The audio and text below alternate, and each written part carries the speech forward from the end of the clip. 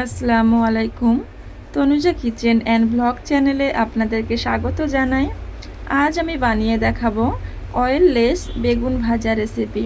আপনারা অনেকেই বেগুন ভাজা খেতে পছন্দ করেন, কিন্তু এক্সট্রা তেলের কারণে বেগুন ভাজা অ্যাভয়েড করে চলেন।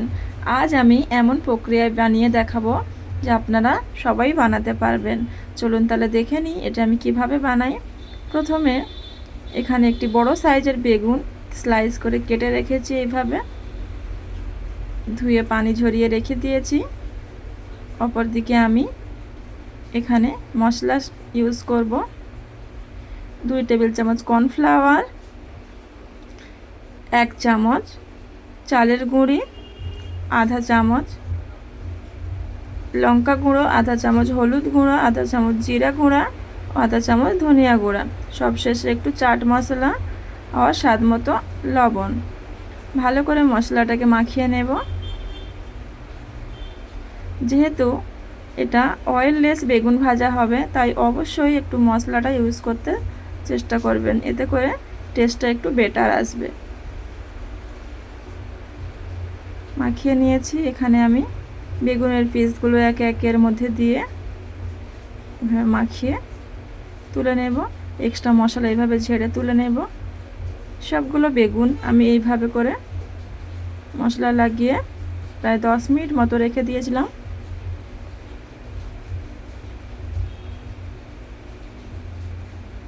দশ মিনিট পরে ফিরে এসেছি। এখানে একটা কড়াই বসিয়ে সামান্য একটু তেল দিয়ে দিলাম।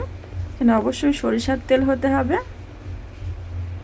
তেলটাকে একটি সুতির কাপড়ের সাহায্যে ঘষে তুলে নিলাম। এবার বেগুনগুলোকে দিয়ে দেব।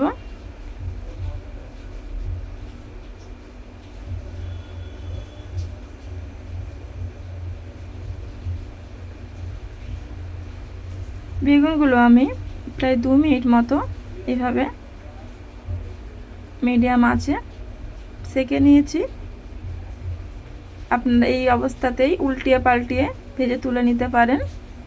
আমি এখানে সামান্য পরিমাণে একটু একটু তেল ইউজ করছি, আপনারা এটা না চাইলেও করতে পারেন।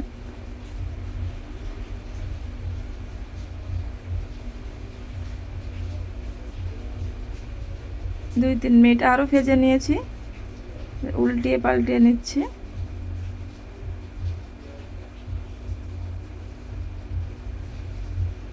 সব বেগুনগুলো এভাবে উল্টিয়ে নিচ্ছি।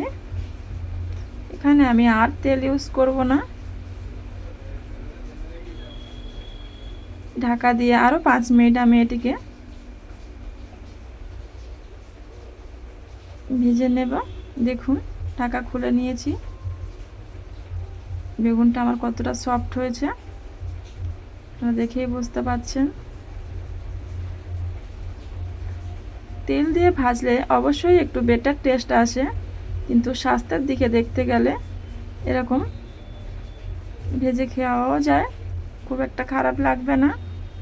এখানে আমি সার্ভ করে নিয়েছি। দেখুন,